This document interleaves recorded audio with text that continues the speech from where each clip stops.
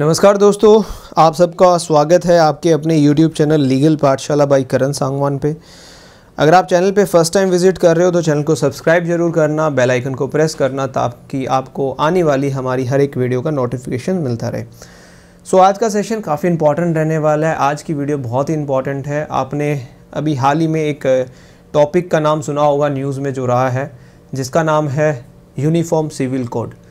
तो जो हमारी सीरीज़ है कानून की बात करण सांगवान के साथ, आज इस सीरीज़ के अंदर हम डिस्कस करेंगे यूनिफॉर्म सिविल कोड, जिसको आप समान नागरिकता संहिता के नाम से जानते हैं। ये क्यों चर्चा में रहा, एक्चुअल में यूसीसी होता क्या है, यूनिफॉर्म सिविल कोड होता क्या है, क्या इसका मतलब है, भारत के संविधान में इसको लेके क्या प्रावधान दिए गए हैं, क्या प्रोविज़न्स दिए गए हैं, वो सारा का सारा जो एक कंसेप्ट है मैं आपको इस वीडियो में समझाने का प्रयास करूँगा। टू सम एक्सटेंट एक समराइज्ड वे में एक बेसिक तरीके से मैं आपको बताना चाहूँगा कि यूसीसी होता क्या है। तो चलिए फिर आज की वीडियो हम अपनी जो है स्टार्ट करते हैं, और वीडियो को एंड तक देखिएगा तो आपको थोड़ा बहुत इसके बारे में समझ में आएगा कि यूसीसी है क्या। देखिए, सबसे पहले जब भी हम यूनिफॉर्म सिविल कोड की बात करते हैं, समान नागरिक संहिता की बात करते हैं, तो जो आपका कॉन्स्टिट्यूशन ऑफ इंडिया है, जो भारत का संविधान है, उसके अंदर आर्टिकल 44 के बारे में आप लोगों ने सुना होगा। काफ़ी सारे स्टूडेंट्स ने पढ़ा भी होगा आर्टिकल 44। सो आर्टिकल 44 जो है आपका भारत के संविधान में जो आर्टिकल 44 दिया हुआ है, जो कि directive principles of state policy का एक पार्ट है बेसिकली, वो बात करता है यूसीसी की। अनुच्छेद 44 में यूसीसी का प्रावधान दिया गया है। जब आप अनुच्छेद 44 पढ़ेंगे भारत के संविधान का, जो कि एक पार्ट है डीपीएसपी का, राज्य की नीति के निदेशक तत्वों का, उसके अंदर बड़ा क्लियरली लिखा गया है कि जो राज्य होगा, the state shall endeavour to secure for the citizens a uniform civil code throughout the territory of India.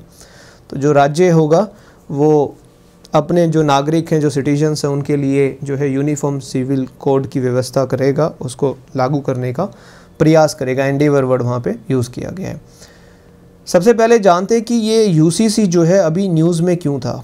देखो, हाल ही में जो आपकी 22वीं, जिसको 22nd law commission of India हम कह रहे हैं, 22वें विधि आयोग ने यूसीसी के ऊपर अलग अलग जो लोग हैं उनसे सजेशंस मांगे, अपने अपने विचार मांगे, हर किसी से सुझाव मांगे 22वीं लॉ कमीशन ऑफ इंडिया ने, इसलिए ये चर्चा में है। दूसरा जो है, सुझाव क्यों मांगने गए, कहीं ना कहीं एक बैक एंड पे ये चल रहा है कि हम यूसीसी लेके आएँ। तो उसको पहले समझते हैं कि यूसीसी होता क्या है।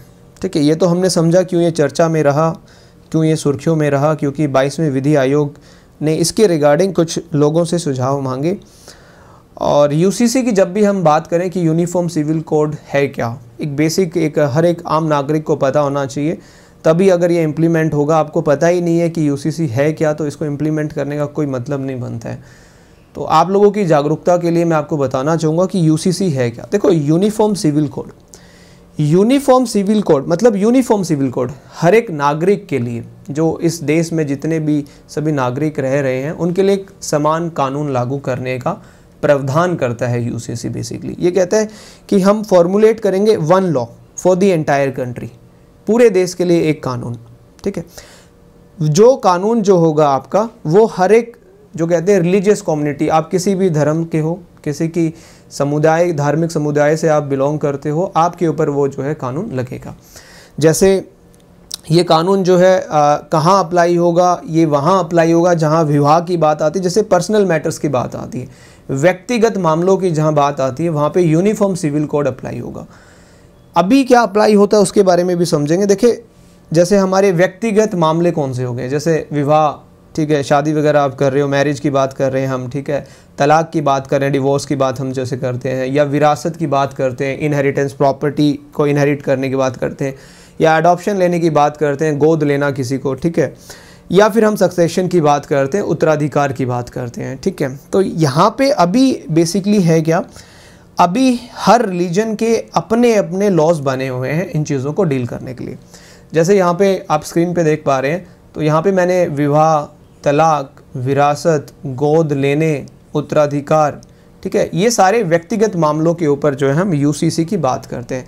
तो ये जितने भी मामले हैं इनके लिए हम एक यूनिफॉर्म सिविल कोड लेके आएंगे, एक ऐसा कानून लेके आएंगे जो समान रूप से हर धर्म के ऊपर लागू हो।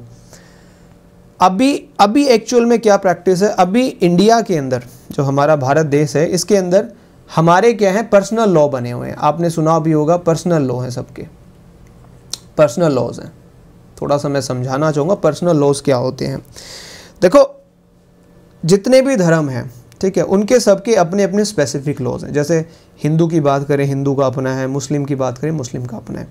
जैसे हम हिंदू की बात करते हैं, हिंदूज़ के अंदर जो है, जैसे हिंदू मैरिज एक्ट है आपका, ठीक है, हिंदू सक्सेशन एक्ट है आपका, ये सारे के सारे जो है ये डील करते हैं एक पर्टिकुलर रिलीजन से। जैसे इस हिंदू सक्सेशन एक्ट है, हिंदू मैरिज एक्ट है, ये किस किस के ऊपर अप्लाई हो रहा है, सिख हैं उनके ऊपर भी अप्लाई होता है, हिंदूज़ के ऊपर भी अप्लाई होता है, जैन के ऊपर भी अप्लाई होता है और बुद्धिस्ट के ऊपर भी अप्लाई होता है। तो पर्सनल लॉज की बात करते हैं तो हिंदू लॉ है, ठीक है, जिसको कोडिफाई कर दिया गया है, कोडिफाइड लॉ है ये हिंदू लॉज, जिसके अंदर आपका हिंदू मैरिज एक्ट आता है, ठीक है, हिंदू सक्सेशन एक्ट आता है, Hindu adoption and maintenance act आता है। ये सारे हिंदुओं के अलग से, मतलब एक पर्टिकुलर रिलीजन के ये कुछ पर्सनल लॉज हैं। पर्सनल मतलब व्यक्तिगत मामलों से डील करने के हिंदू में अलग लॉ हैं और मुस्लिम्स में अलग हैं। जैसे हम मुस्लिम पर्सनल लॉज, मुस्लिम लॉज की बात करते हैं, ठीक है, जो कि काफ़ी तौर पर कोडिफाइड नहीं है, कुछ ही ऐसा है मुस्लिम लॉ जो कोडिफाइड है। अब मुस्लिम पर्सनल लॉज की जब हम बात करते हैं, जो कि सिर्फ मुस्लिम्स को गवर्न करता है, मुस्लिम पर्सनल लॉज सिर्फ मुस्लिम पे अप्लाई होता है। लेकिन हिंदू लॉज के अंदर जो है आपके ये हिंदूज़ पे भी अप्लाई होता है, ठीक है, ये सिख जो कम्युनिटी होती है उस पर भी अप्लाई होता है, जैन जो होते हैं जैन उन पे भी अप्लाई होता है, और ये बुद्धिस्ट पे भी अप्लाई होता है, बुद्धिस्ट जो होते हैं बुद्ध धर्म को मानने वाले उनके ऊपर भी अप्लाई होता है। और फिर एक हमारा जो है, एक है Indian succession act, Indian succession act. ये जो कानून है ये किस पे अप्लाई हो, ये बेसिकली जो क्रिश्चियंस हैं, ठीक है, क्रिश्चियंस पे अप्लाई हो रहा है, पारसी हैं, ठीक है, पारसीज पे अप्लाई हो रहा है, और ज्यूज़ हैं इनके ऊपर अप्लाई हो रहा है, ठीक है, ये इनके ऊपर अप्लाई हो रहा है बेसिकली। तो ये अभी तक जो चल रहा है कि भाई इंडिया के अंदर पर्सनल लॉज हैं, ठीक है, एक पर्टिकुलर रिलीजन की जो स्पेसिफिक रिक्वायरमेंट्स है, जो स्पेसिफिक मैटर्स हैं, जैसे शादी का मामला हो गया, ठीक है, विवाह शादी विवाह का मामला हो गया, या तलाक वगैरह का मामला हो गया, उनको लेके अलग से कानून बने हुए हैं। बस इन कानून को ख़त्म करके हम एक कानून लेके आना चाहते हैं, जिसको हम कहते हैं यूनिफॉर्म सिविल कोड। जैसे अभी आपने रिसेंटली एक केस का नाम सुना होगा, शायरा बानो का आपने नाम सुना होगा, Shayara Bano versus Union of India का केस 2017 का केस है, जहां सुप्रीम कोर्ट ने क्या किया, जहां पे हम मुस्लिम्स में देखते हैं कि मुस्लिम में तलाक देने की प्रथा अलग है, हिंदूज़ में अलग है, ठीक है, हर धर्म में अलग अलग है। तो मुस्लिम में हम क्या समझते थे, तलाक बिदत एक प्रैक्टिस होती है, प्रैक्टिस ऑफ तलाक बिदत। तलाक बिदत में क्या होता है, जब लगातार आप 3 बार तलाक तलाक तलाक कह देते हो या लिख देते हो तो वहाँ पे क्या होता था, तो तलाक मान लिया जाता था। लेकिन 2017 में Shayara Bano versus Union of India के अंदर सुप्रीम कोर्ट ने कहा कि ये जो मुस्लिम पर्सनल लॉ के अंदर जो ये प्रैक्टिस है तलाक बिदत की, जिसके अंदर आप 3 बार तलाक कह देते हैं, जिसको हमने ट्रिपल तलाक के नाम से भी जाना, तो सुप्रीम कोर्ट ने इसको अनकॉन्स्टिट्यूशनल डिक्लेयर किया। किसके अंदर, Shayara Bano versus Union of India 2017। ये आप लोग लिख लेना, ठीक है। अब यही प्रॉब्लम है, देखो किसी पर्सनल लॉ में तलाक किसी प्रकार से हो रहा है, ठीक है, दूसरे धर्म के पर्सनल लॉ में किसी और प्रकार से तलाक हो रहा है। मतलब एक यूनिफॉर्म हमारे पास ढांचा नहीं है, हम हमारे जो नागरिक हैं उनको एक समान रूप से कानून नहीं दे पा रहे, एक कानून लागू नहीं कर पा रहे। तो यूसीसी उसी चीज़ को कहीं ना कहीं कोप अप करने के लिए, ठीक करने के लिए ये कानून लाया जाएगा नहीं जाएगा वो अलग बात है, लेकिन ये उसी चीज़ को कैटर करता है कि भाई अलग अलग धर्म में अलग अलग प्रकार से कानून हैं, बड़े जटिल कानून हैं, बड़े कॉम्प्लेक्स कानून हैं, ठीक है, उनको एक सरल भाषा में एक सरल रूप से एक कानून बना दिया जाए, चाहे वो हिंदूज़ हों चाहे वो मुस्लिम्स हों, सबके ऊपर वो कानून लगे।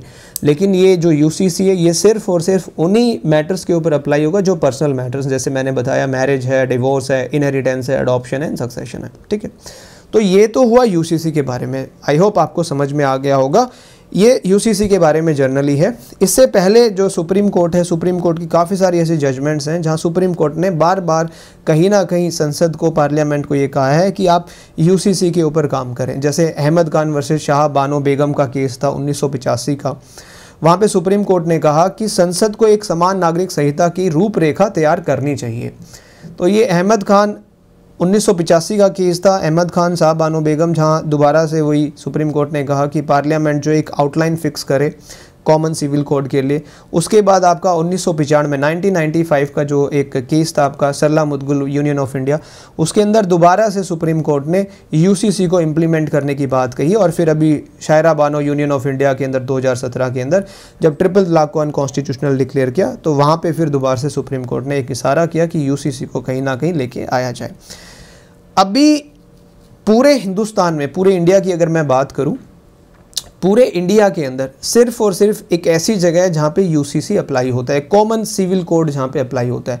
आप कमेंट करके ज़रूर बताइएगा अगर आपको पता है, बट मैं आपको बता देता हूं, वर्तमान में सिर्फ गोवा पूरे भारत में एक मात्र ऐसा राज्य है जहां पे आपका यूसीसी जो है पहले से ही लागू है, पहले से ही लागू है गोवा के अंदर, क्योंकि वहाँ पे जो है पुर्तगीज सिविल कोड है 1867 का, पुर्तगीज नागरिक संहिता है 1867 की जो गोवा में लागू है। वो बेसिकली एक कॉमन सिविल प्रैक्टिस की बात करता है, जितने भी लोग रहते हैं सबके ऊपर वही अप्लाई होती है।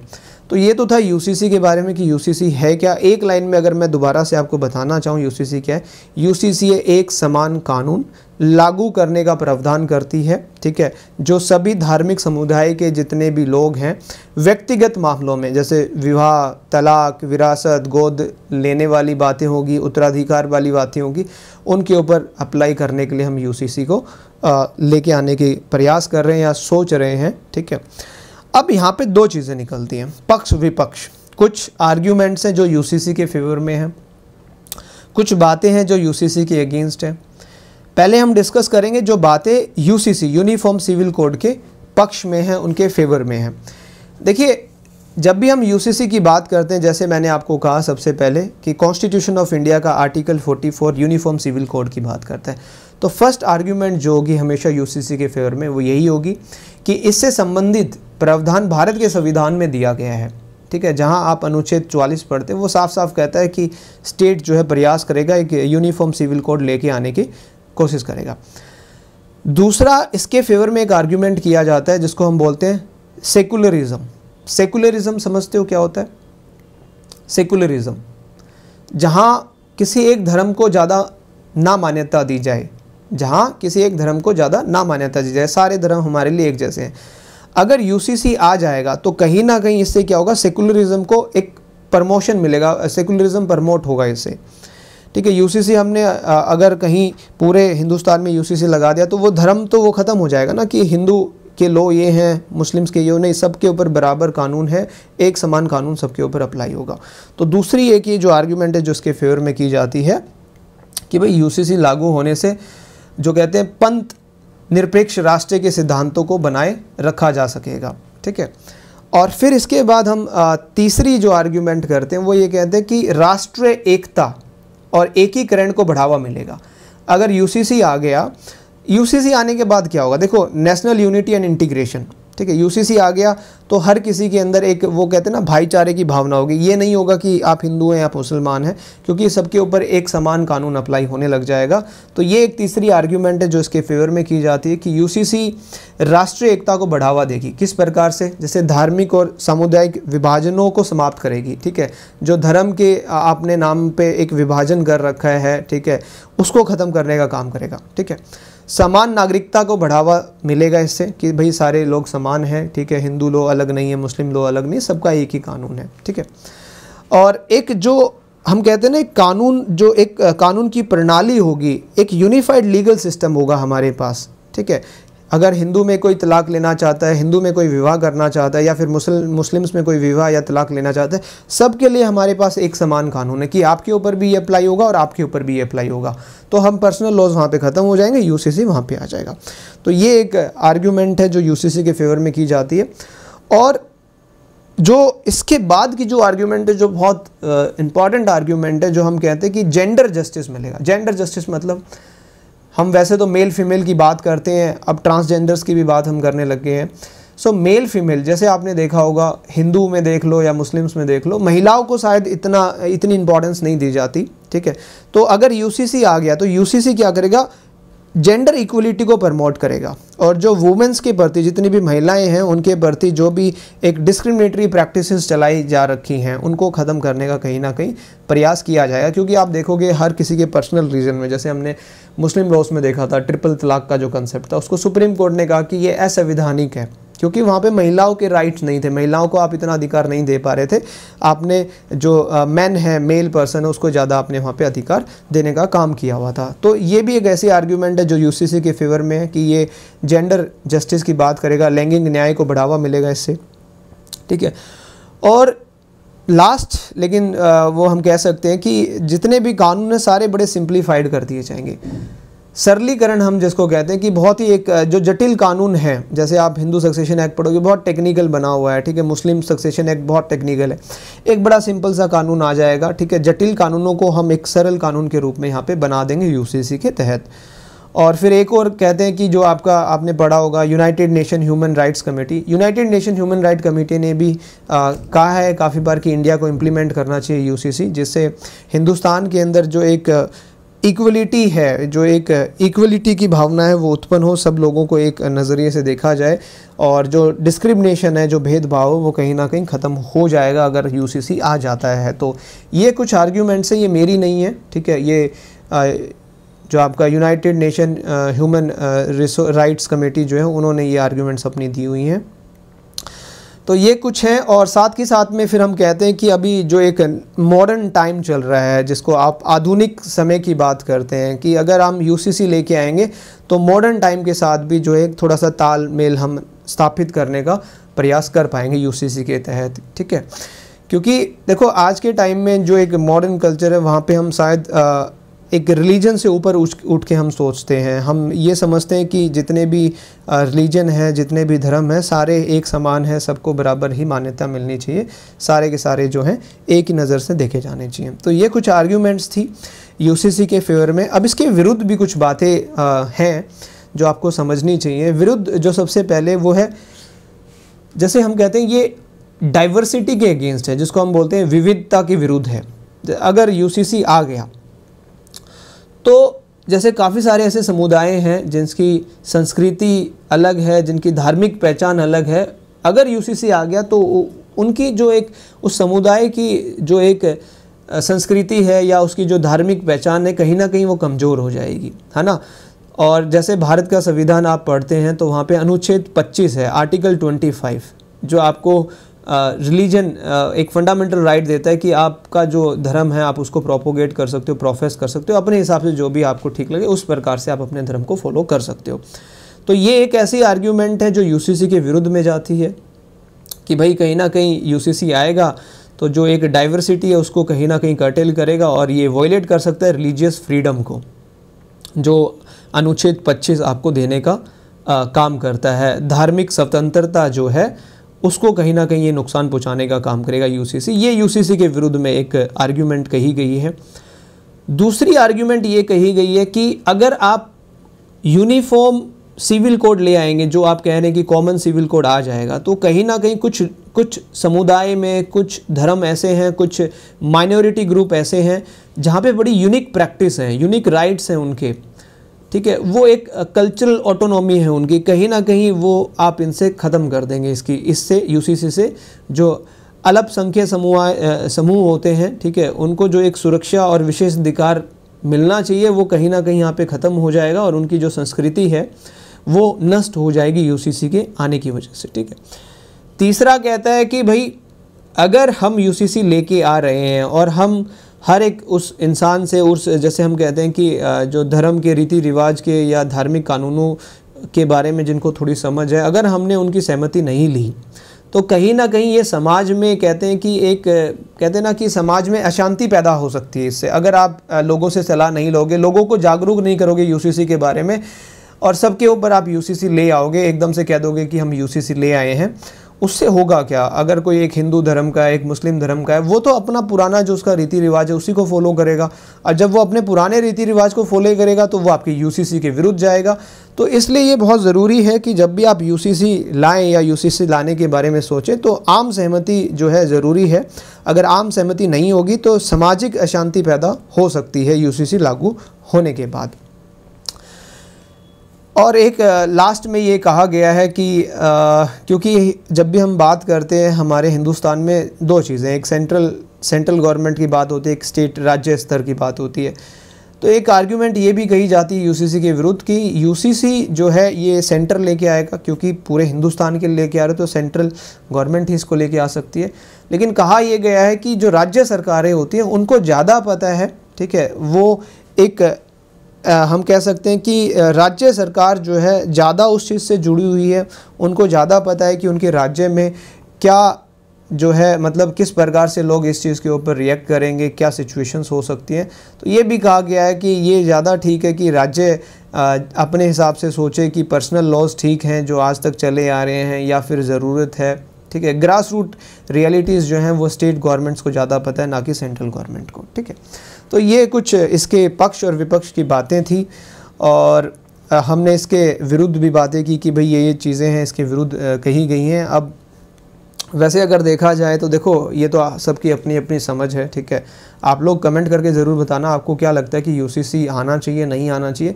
मैंने दोनों चीज़ें आपको बताई हैं कि यूसीसी आएगा उससे क्या हो सकता है और ना आने की वजह से क्या हो सकता है, ठीक है। हमने फेवर की भी बात की, उसके अगेंस्ट की भी बात की है।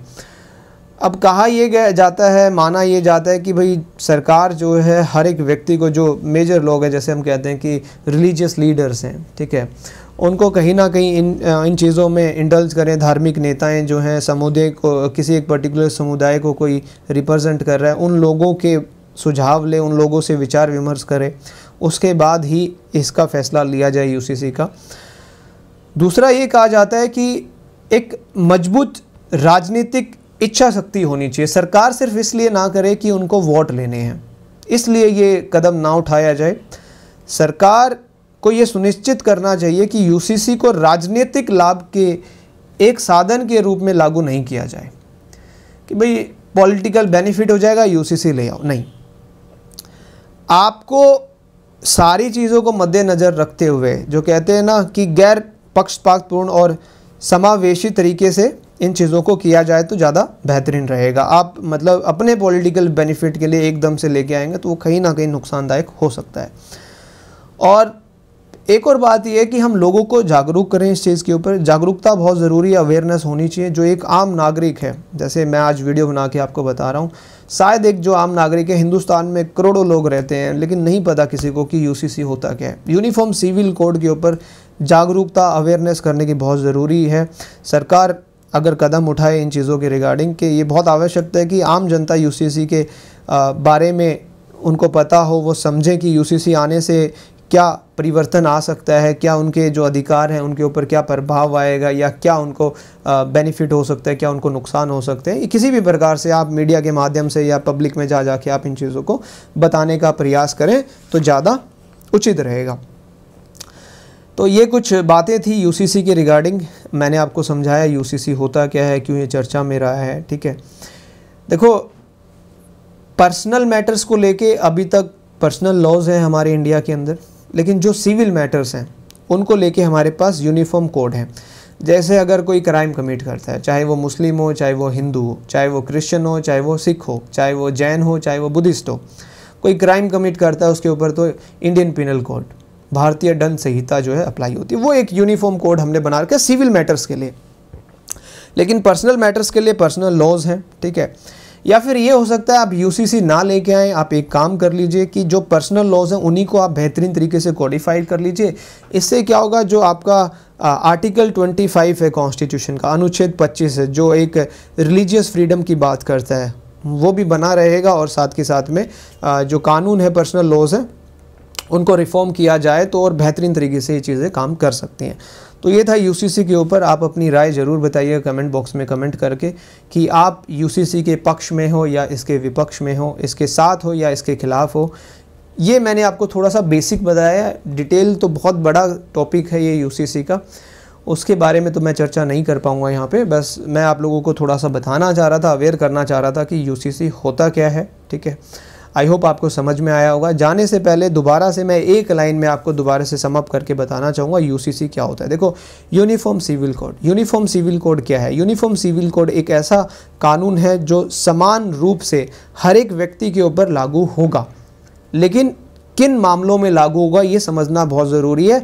सिर्फ और सिर्फ ये व्यक्ति विशेष मामलों में ही लागू होगा। व्यक्तिगत कानून जो हम कहते हैं, पर्सनल लॉ जो हम कहते हैं, जैसे आपका तलाक हो गया, ठीक है, विरासत के बारे में बात कर लें, गोद लेने देने की बात कर लें, या फिर विवाह के बारे में बात कर लें, या फिर उत्तराधिकार के बारे में बात कर लें, तो ये सारे पर्सनल लॉज को ख़त्म करके यूसीसी आएगा, जो कि एक समान रूप से कानून होगा जो सबके ऊपर, हर धर्म के लोगों के ऊपर एक ही रूप से लागू होने का काम करेगा, ठीक है।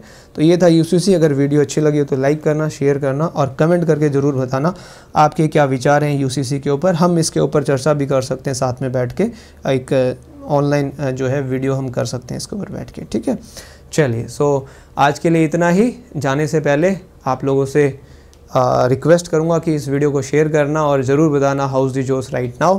और ये तो मैं हमेशा कहता हूँ, मैं तुरंत नहीं लेकिन निश्चित तौर पर जीतूंगा। अपने ऊपर यकीन रखें, मेहनत करते रहें, ठीक है। कामयाबी एक दिन नहीं लेकिन एक दिन ज़रूर मिल जाती है। चलिए, thank you. Like share comment ज़रूर करिएगा और लीगल पाठशाला को यूट्यूब पे, इंस्टाग्राम पे, फेसबुक पे और टेलीग्राम पे ज़रूर ज्वाइन कीजिएगा। तब तक के लिए bye bye, take care and have a good day, see you.